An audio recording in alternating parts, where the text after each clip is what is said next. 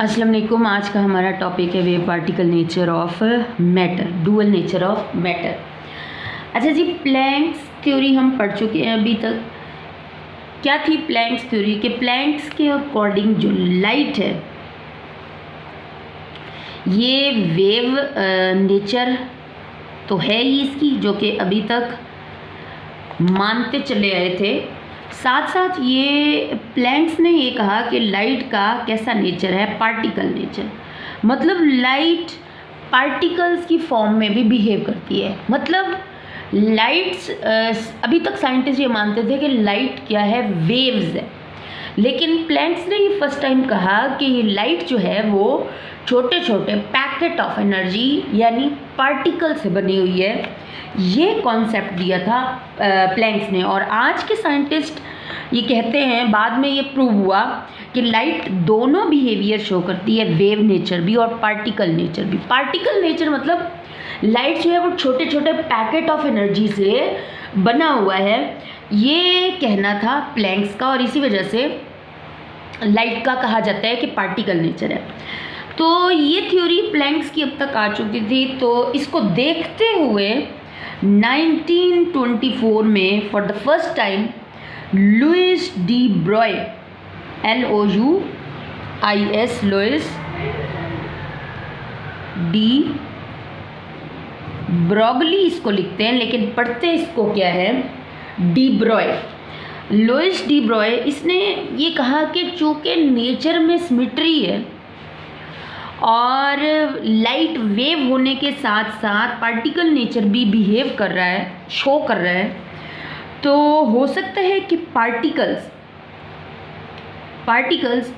जो कि particle nature show करते हैं, जैसे इलेक्ट्रॉन हो गए, प्रोटॉन हो गए, न्यूट्रॉन हो गए, ये तमाम, इलेक्ट्रॉन हो गया, प्रोटॉन हो गया, एंड सो ऑन, एटम हो गया, मॉलिक्यूल हो गया, ये सब पार्टिकल्स हैं। तो हो सकता है ये पार्टिकल होने के साथ साथ वेव्स की तरह भी बिहेव करते हो, वेव नेचर भी शो करते हो, बिल्कुल वैसे ही जैसे लाइट वेव होने के साथ साथ, वेव नेचर शो करने के साथ साथ पार्टिकल नेचर भी शो कर रही है। तो लुइस डी ब्रॉय ने यहाँ से कहा कि electron, proton, neutron, atom, molecule, ये सारे पार्टिकल्स होने के साथ साथ वेव नेचर भी शो कर सकते हैं। ये जस्ट लुइस डी ब्रॉय का एक हाइपोथेसिस था।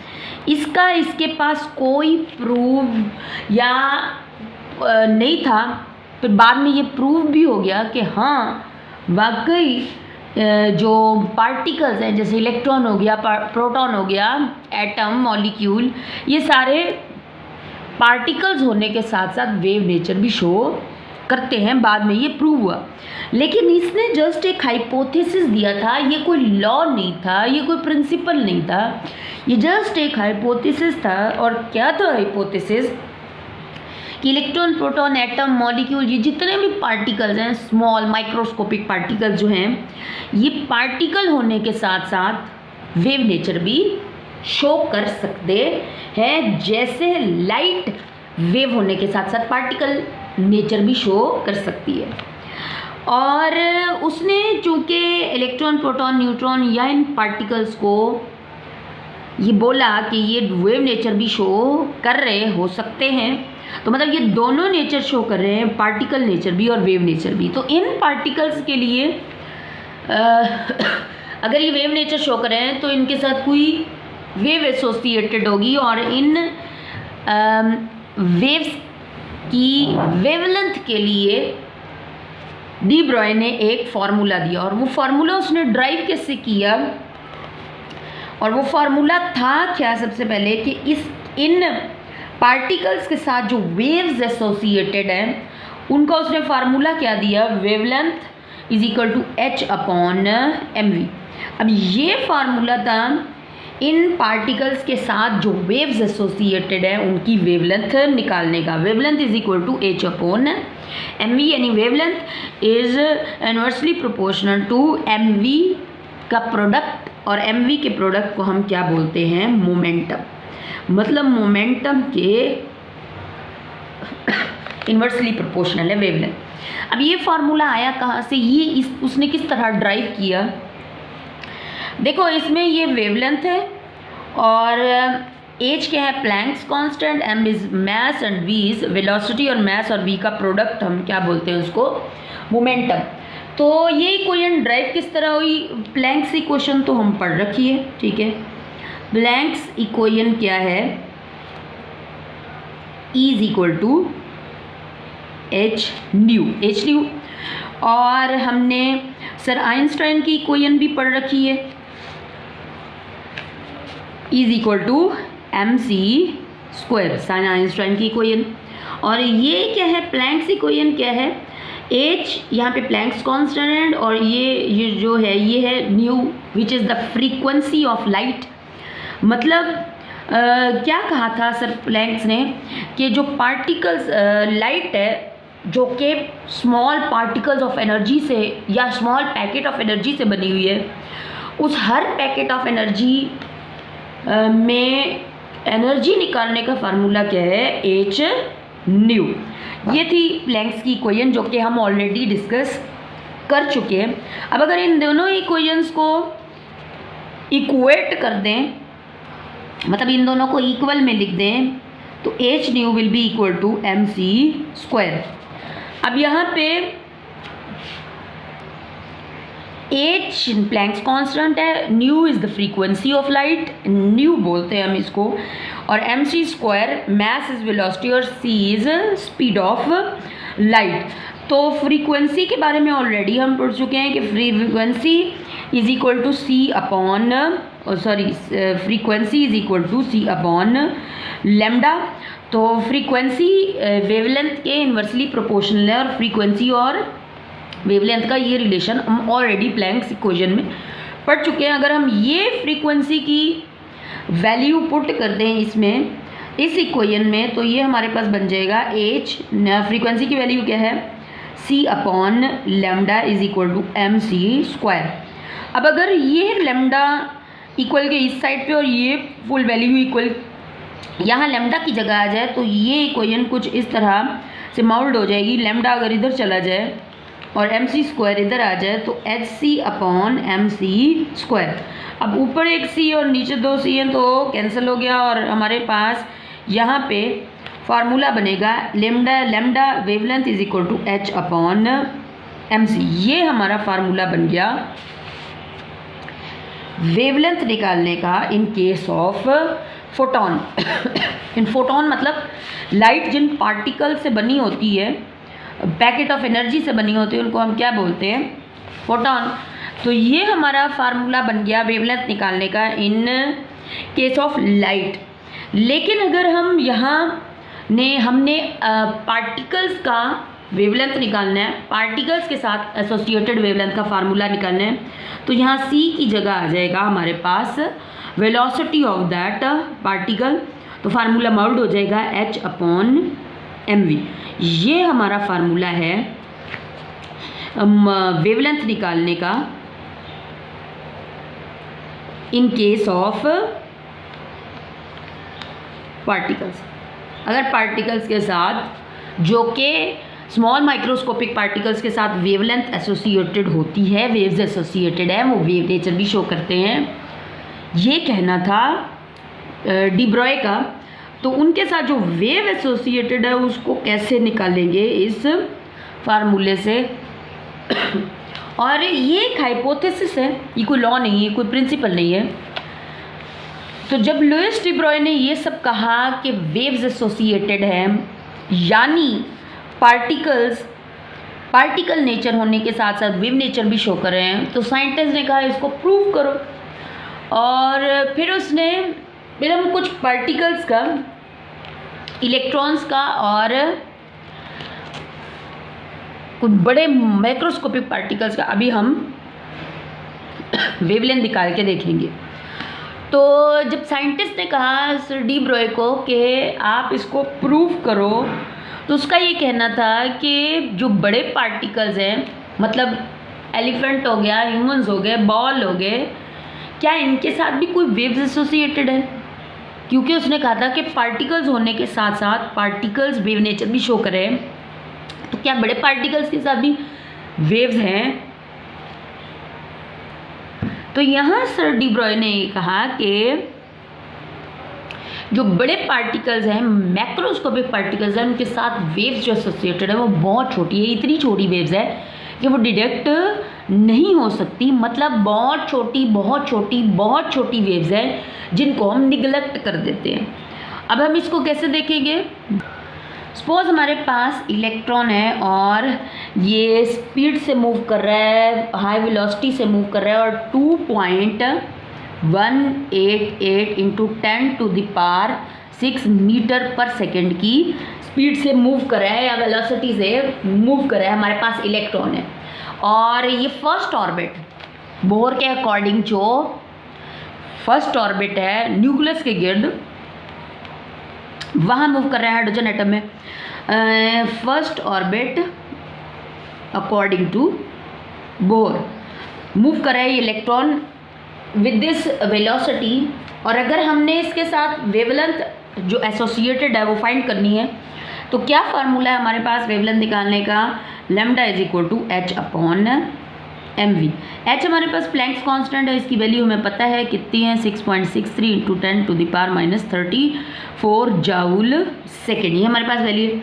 मैस ऑफ इलेक्ट्रॉन हमें पता है किलोग्राम में, हमारे पास मैस ऑफ इलेक्ट्रॉन कितना है 9.108 into 10⁻31 kilogram is the mess of electron. Values put कर देंगे हमारे पास फार्मूले में और ये इस वेलोसिटी से इलेक्ट्रॉन मूव कर रहा है फर्स्ट ऑर्बिट में of hydrogen according to bore.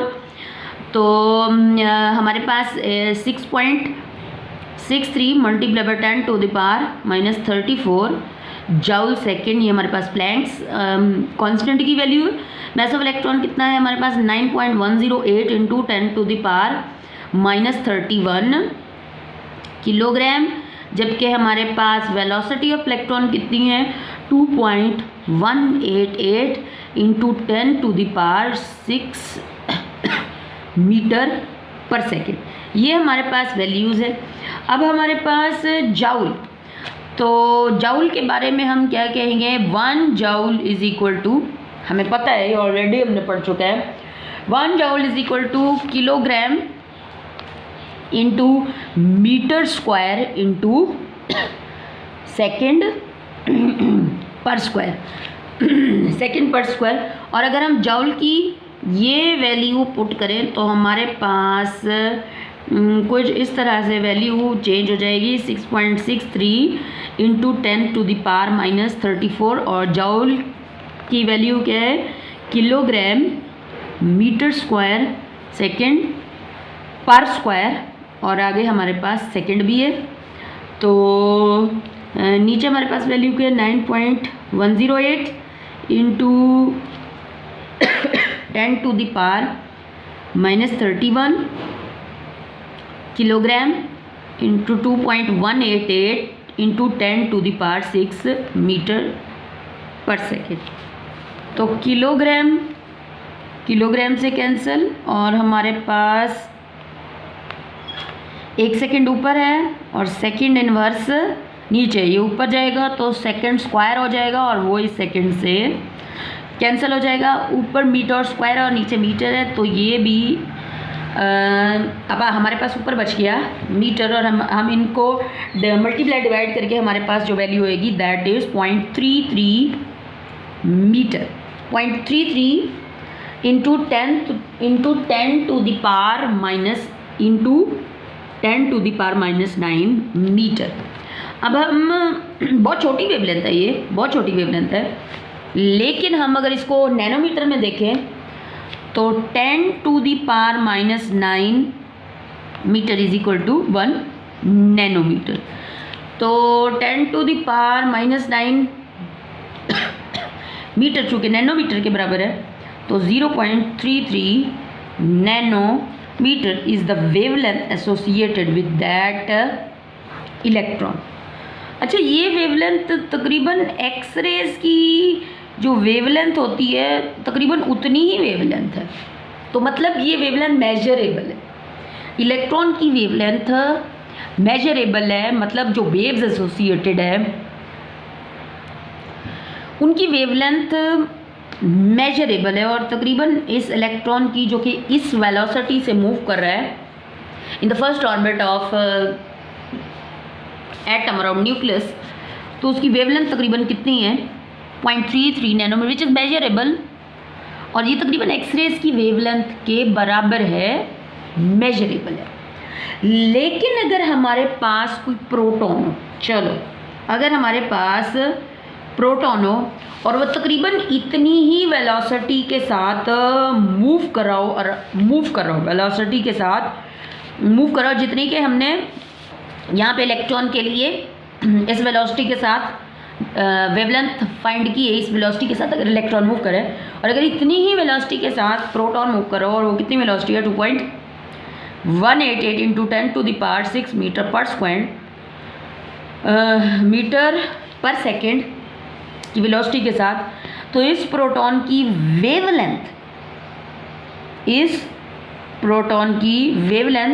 तकरीबन 1836 टाइम्स स्मॉलर होगी as compared to that electron. ये जो ऊपर हमने इलेक्ट्रॉन के लिए जो कि 2.188 multiply by 10⁶ metre per square की वेलोसिटी से मूव कर रहा था, इतनी वेलोसिटी से अगर कोई प्रोटॉन मूव कर रहा हो तो उसकी वेवलेंथ 1836 टाइम्स स्मॉलर होगी as compared to that electron. इतनी ही वेलोसिटी के साथ अगर कोई अल्फा पार्टिकल मूव कर रहा हो तो उसका वेवलेंथ तकरीबन कितना 7344 टाइम्स उसका वेवलेंथ स्मॉलर होगा as compared to wavelength of electron.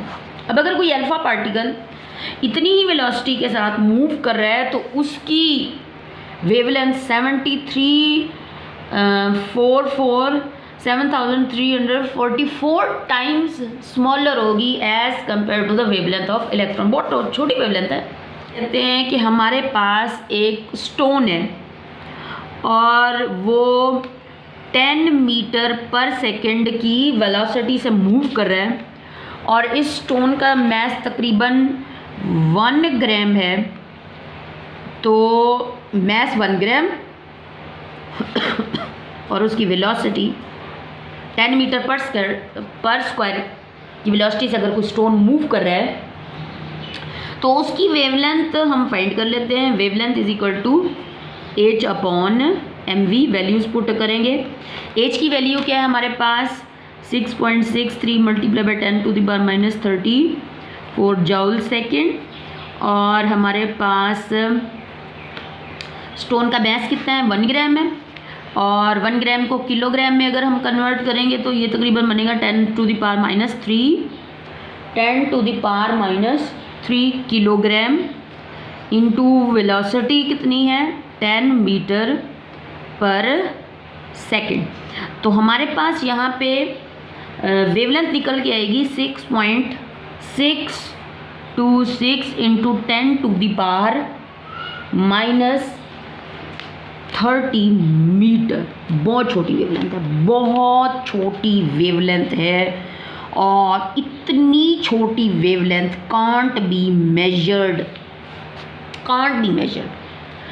तो कहना ये था डी ब्रॉय का कि जो बड़े पार्टिकल्स हैं मैक्रोस्कोपिक पार्टिकल्स हैं, इनके साथ जो वेव्स एसोसिएटेड हैं वो इतनी छोटी वेव्स हैं कि उनको मेजर नहीं किया जा सकता। फिर बाद में ये प्रूव भी हो गया कि हाँ, छोटे पार्टिकल्स के साथ वेव्स एसोसिएटेड है, और electron, proton, neutron, atom, molecule, all the small particles, microscopic particles जितने भी हैं, ये तमाम के तमाम पार्टिकल नेचर भी शो करते हैं। पार्टिकल्स तो ये हैं ही, साथ वेव नेचर शो करते हैं।